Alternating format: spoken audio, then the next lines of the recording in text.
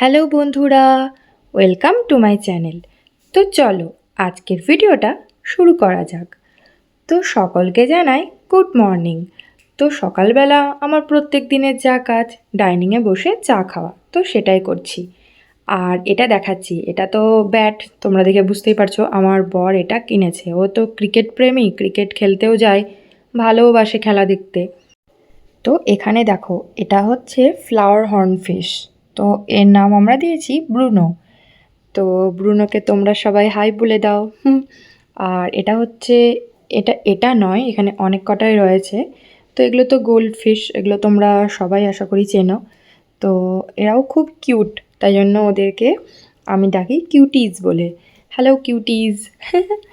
তো তারপরে চলো, এসব অনেক হলো, এবার রান্নাঘরে ঢুকে গেছি, রান্না করতে হবে। তো এখানে হচ্ছে, সে বলেছিলাম মটর ডালটা ভিজিয়ে রেখেছিলাম, তো সেটাই পেস্ট করে এনেছি। এটা মটর ডালের বড়া হচ্ছে, তোমরা দেখতেই পাচ্ছ। তো তারপরে এখানে হচ্ছে আবার দেখতে পাচ্ছ, ওখানে বাসনগুলো ধুয়ে রেখে দিয়েছি, ভাত বসিয়ে দিয়েছি, মানে বাকি রান্নাগুলো হয়ে গেছে। তো চলো কি রান্না করলাম সেগুলো দেখাই। এখানে হয়েছে এটা মুগের ডাল, কারণ আজকে তো গণেশ চতুর্থী, নিরামিষ হবে। আর এটা ঝিঙে আলু পোস্ত হয়েছে। আর এটা হচ্ছে বেগুন ভাজা। আর এই বড়া ভাজা তো তোমাদেরকে দেখালামই। তো ব্যাস, আজকের মেনু এটুকুই ছিল, কারণ আজকে বাড়িতে যেহেতু গণেশ পুজো হবে, এই জন্য আর কোনো আমিষ কিচ্ছু রান্না করিনি। আর এটা হচ্ছে গোন্দ কাতিরা, সে আগের দিন ভেজাচ্ছিলাম, দেখিয়েছিলাম না, এটা একটু জেলি জেলি হয়ে যায়, এটা তোমরা শরবতের সাহায্যে খেতে পারো, তাহলে শরীর ঠান্ডা থাকে। তো তারপরে স্নান সেরে ঠাকুর ঘরে চলে এসেছি। এই যে এটাই হচ্ছে আমার গণেশ ঠাকুরের মূর্তি।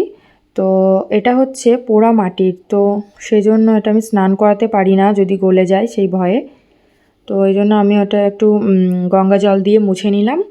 তো তারপরে হচ্ছে ও মালা এনেছিল, সুন্দর রজনীগন্ধার মালাটা ঠাকুরকে পরিয়ে দিয়েছি। আর ওই গোলাপি জবাটা আমার গাছে ফুটেছিল, তো সেটা আমি দিয়ে দিয়েছি। আর তাছাড়াও দেখতে পাচ্ছ এখানে অনেক গাঁদা ফুল রয়েছে, সেগুলো ওকে বলেছিলাম যে আজকে এনে দিও ফুল, ফুল ছাড়া ভালো লাগবে না। আর এখানে আমি হচ্ছে ধূপ দেখাচ্ছি, বিশেষ বিশেষ দিনে আমি ধূপ ধরাই। তো সেটাই দেখতে পাচ্ছ, ওখানে অনেকটা ধোঁয়া হয়ে গেছিলো।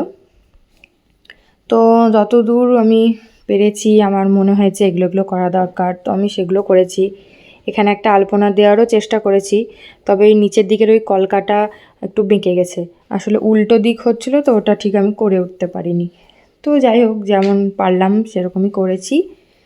তো তারপরেও লাড্ডু এনেছিল, বলেছিলাম যে গণেশ ঠাকুর লাড্ডু খেতে ভালোবাসে, তো জন্য লাড্ডু এনে দিয়েছিল, তো সেটাই ঠাকুরকে দিয়েছি। তারপর দুপুরে খাওয়া দাওয়া সেরে নিলাম, দিয়ে আজকে আর অত ঘুমাইনি, একটু টিভি দেখছিলাম। তো বিকালে এখানে আবার এখন একটু চা বিস্কুট খেয়ে নিচ্ছি। আজকে আর রাতের রান্নাটা দিনের বেলায় করি রাখিনি, তো সেটা এখন করতে হবে, এই জন্য আরও দুপুরে ঘুমাইনি। আর এখানে দেখতে দেখতে আবার বৃষ্টি চলে এলো। আজকে তো প্রচণ্ড রোদ ছিল, মানে বুঝতেই পারিনি যেরকমভাবে বিকালের দিকে বৃষ্টি আসবে। তো দেখছো কীরকম ঝমঝম করে বৃষ্টি চলে এসেছে। তো এদিকে বৃষ্টি দেখছি, আর এদিকে রান্না বসিয়েছি। এটা একটা ওই আলু পটল দিয়ে 5 ফোড়ন দিয়ে একটু ওই চচ্চড়ি টাইপের বানাচ্ছি, আর পাশে হচ্ছে বেগুন ছিচকি, তার উপর দিয়ে পোস্ত ছিটিয়ে দিয়েছি। আর এখন এই আইসক্রিমটা বসে বসে খাচ্ছি। আর এখানে দেখতে পাচ্ছ অনেক রকম চপ নিয়ে এসছে, মুড়ি নিয়ে এসছে, মিষ্টি নিয়ে এসেছে, তো এইগুলোই খাওয়া হচ্ছে। আজকে তো গণেশ পুজো, গণেশের ভর মনে হয় আমাদের ওপর করে গেছিলো, এত খাওয়া খেয়েছি, সত্যি আর কি বলবো। তো তারপরে আবার সন্ধেবেলায় সন্ধে পুজো দিতে চলে এসেছি। তো তারপর সন্ধে পুজো দেওয়া হয়ে গেছে, তারপরে ও একটু হচ্ছে বেরিয়েছিল, আমরা যে মাঠে সকালবেলায় হাঁটতে যাই, তো সেখানেই এরকম একটা ক্রিকেট টুর্নামেন্ট ছিল। তো বললাম ও ক্রিকেট প্রেমী, দেখতে ভালোবাসে, তো ওখানেও খেলা দেখতে গেছিলো। তো তারপরও বাড়ি এলো, খেলা দেখে তো অনেক রাত হয়েছিল বাড়ি আসতে, কারণ অনেক রাত পর্যন্ত খেলা হয়েছিল।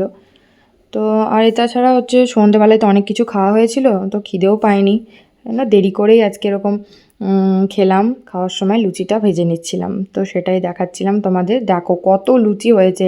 তো আজকের ভিডিও এই পর্যন্ত, আবার দেখা হবে খুব তাড়াতাড়ি আমার নেক্সট ব্লগে। তো বন্ধুরা, বাই বাই, শুভরাত্রি, ভালো থাকবে তোমরা।